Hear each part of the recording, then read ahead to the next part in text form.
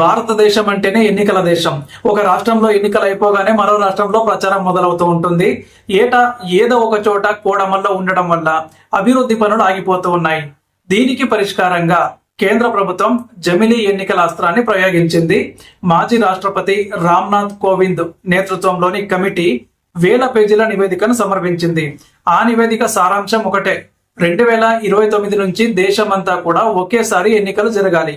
ప్రస్తుతం పార్లమెంటులో ఈ బిల్లుపై జాయింట్ పార్లమెంటరీ కమిటీ లోతైన చర్చలు జరుపుతోంది.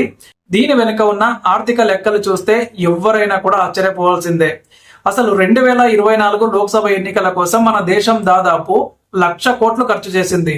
ప్రతి 6 నెలలకోసారి వచ్చే రాష్ట్ర ఎన్నికల ఖర్చులను కూడా కలిపితే ఈ లెక్కలు ఇక ఊహకు కూడా అందవు. కాబట్టి ఈ ప్రజాధనాన్ని ఆదా చేయడమే లక్ష్యమని ప్రభుత్వం చెప్తోంది. కానీ ఈ అంకెల వెనుక దాగున్న రాజకీయ చదరంగం గురించి ఎవ్వరు కూడా మాట్లాడటం లేదు. ఒకసారి మనం చరిత్రలోకి వెళితే 1952 నుంచి 1967 వరకు మన దేశంలో జమిలీ ఎన్నికలే జరిగాయి. అప్పుడు నెహ్రూ హయాంలో దేశమంతా కూడా ఒకే రంగు ఉండేది.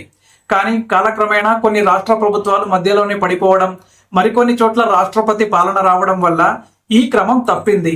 అక్కడి నుండి ప్రాంతీయ పార్టీల ప్రభావం పెరిగింది. తమిళనాడులో డిఎంకే, ఆంధ్రప్రదేశ్లో టీడీపీ, తర్వాత వైసీపీ, తెలంగాణలో బీఆర్ఎస్ వంటి పార్టీలు పుట్టుకొచ్చాయి.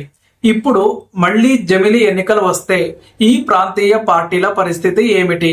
ఒకేసారి ఎన్నికలు జరిగినప్పుడు ఓటరు సహజంగా జాతీయ స్థాయి నాయకుడి వైపు మొగ్గు చూపే అవకాశం ఉంటుందని విశ్లేషణలు చెప్తూ ఉన్నాయి. అంటే గల్లీ సమస్యల కంటే ఢిల్లీ సమస్యలే ఎక్కువగా ఎన్నికల అజెండాగా మారిపోతాయి. డ్రైనేజీ సమస్య లేదా స్థానిక ఉద్యోగాల కంటే దేశ భద్రత లేదా విదేశీ విధానం వంటి అంశాల ఆధారంగా మీరు మీ రాష్ట్ర ముఖ్యమంత్రిని కూడా ఎన్నుకోవాల్సి వస్తుంది. ఇది ప్రాంతీయ పార్టీల పాలిట మరణ శాసనమేనా అనే అనుమానం కూడా అందుకే కలుగుతోంది. ఈ ప్రక్రియ అమలు చేయడం అంత సులభమైతే కాదు. దీనికోసం రాజ్యాంగంలోని కనీసం 5 ఆర్టికల్స్ ను సవరించాలి. ఆర్టికల్ 83 అండ్ ఆర్టికల్ 172 ప్రకారం అసెంబ్లీలు మరియు పార్లమెంటు పదవీ కాలం 5 ఏళ్ల పాటు ఉంటుంది. ఒకవేళ 2029లో జమిలీ ఎన్నికలు జరగాలంటే అంతకంటే ముందు ఎన్నికలు జరగాల్సిన రాష్ట్రాల పదవీ కాలాన్ని పొడిగించాలి లేదా ముందే రద్దు చేయాలి. ఉదాహరణకు 2027లో ఎన్నికలు జరగాల్సిన ఒక రాష్ట్రం 2029 వరకు కూడా వేచి చూడాల్సి ఉంటుంది. లేదా 2028లో ఏర్పడిన ప్రభుత్వం కేవలం 1.5 ఏడాదిన్నరకే రాజీనామా చేయాల్సి ఉంటుంది. ఇది ఆ రాష్ట్ర ఓటరు ఇచ్చిన తీర్పును అవమానించడమే కదా. ఒకవేళ 2029 తర్వాత ఏదైనా రాష్ట్ర ప్రభుత్వం మెజారిటీ కోల్పోయి పడిపోతే పరిస్థితి ఏంటి? అక్కడ మళ్ళీ ఎన్నికలు జరపాలా లేక మిగిలిన కాలమంతా రాష్ట్రపతి పాలన విధించాలా అనే సందేహం కూడా వస్తుంది.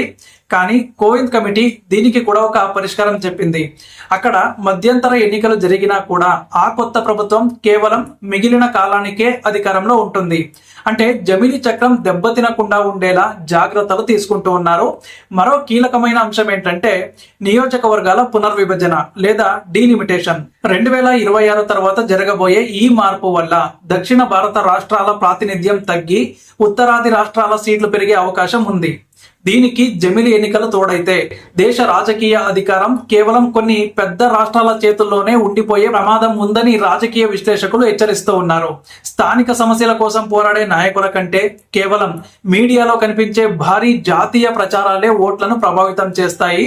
ఇప్పటికే దేశంలోని అనేక చిన్న పార్టీలు దీనిపై ఆందోళన కూడా వ్యక్తం చేస్తూ ఉన్నాయి.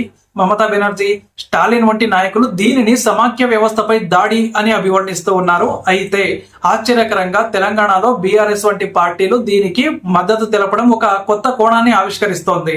నిరంతర ఎన్నికల ప్రచారం వల్ల పరిపాలన కుంటుపడుతోందని, కాబట్టి జమిలీ ఎన్నికల వల్ల 5 ఏళ్లు ప్రశాంతంగా పనిచేసుకోవచ్చని వారు భావిస్తూ ఉన్నారు. దేశ భవిష్యత్తు గురించి ఆలోచించేటప్పుడు ఇది కేవలం ఒక ఎన్నికల సంస్కరణ మాత్రమే కాదు. ఇది మన ప్రజాస్వామ్య నిర్మాణాన్ని మార్చేసే ఒక సాహసోపేతమైన అడుగు. ఎలక్షన్ కమిషన్ కూడా దీనికోసం భారీగా సన్నద్ధం కావాల్సి ఉంటుంది. సుమారు 30 లక్షల కొత్త ఈవీఎంలు, లక్షలాది మంది భద్రతా సిబ్బంది ఒకేసారి రంగంలోకి దిగాలి. దీనివల్ల ఖర్చు తగ్గుతుందనే వాదన ఎంతవరకు నిజం? ఒకేసారి ఎన్నికలు నిర్వహించడానికి పెట్టే ప్రాథమిక ఖర్చే 1000 కోట్లు ఉంటుందని అంచనా. కానీ లాంగ్ టర్మ్ లో చూస్తే ఇది దేశానికి మేలు చేస్తుందని ప్రభుత్వం నమ్ముతోంది. ఇప్పుడు ఓటర్ల నాడిని పట్టుకోవడంలో మన రాజకీయ పార్టీలు ఆరితేరిపోయాయి. ఒకే రోజు 2 ఓట్లు వేసేటప్పుడు ఓటరు తెలివిగా ప్రవర్తిస్తాడా? లేక ఒకే గాలిలో రెండు చోట్ల కూడా ఒకే గుర్తుకు ఓటు వేస్తాడా అంటే చరిత్రలో కొన్ని సందర్భాల్లో ఓటర్లు పార్లమెంటుకు ఒక పార్టీని, అసెంబ్లీకి మరో పార్టీని ఎన్నుకున్న దాఖలాలు కూడా ఉన్నాయి. కానీ డిజిటల్ యుగంలో ఆ విచక్షణ ఎంతవరకు నిలబడుతుందనేది $1,000,000 ప్రశ్న. అండ్ ఇక జమిలీ ఎన్నికల వల్ల సామాన్య ప్రజలకు కలిగే నిజమైన లాభం ఏంటి అంటే పదే పదే వచ్చే ఎన్నికల కోడ్ వల్ల సంక్షేమ పథకాలు ఆగిపోవు, అభివృద్ధి పనులు వేగంగా జరుగుతాయి. రాజకీయ నాయకులు ఎన్నికల తర్వాత 5 ఏళ్ల పాటు ప్రచారం వైపు చూడకుండా ప్రజల సమస్యలపై దృష్టి పెట్టే అవకాశం అయితే ఉంటుంది. అయితే దీనివల్ల ప్రజలకు నాయకులపై ఉండే పట్టు సడలుతుందేమో అనే భయం కూడా ఉంది. ఎందుకంటే ఏటా ఎన్నికలు ఉంటేనే నాయకులు ప్రజల వద్దకు వస్తూ ఉన్నారు. ఇప్పుడు 5 ఏళ్లకు ఒకసారి వస్తే వారు ప్రజలకు అందుబాటులో ఉంటారా? విమర్శకులు చెప్తున్నట్లు ఇది ఏకపక్ష పాలనకు దారితీస్తుందా, లేక భారత్ ఒక పటిష్టమైన రాజకీయ స్థిరత్వాన్ని సాధిస్తుందా అంటే 2029 మన దేశ ప్రజాస్వామ్యానికి ఒక అగ్ని పరీక్ష కాబోతోంది.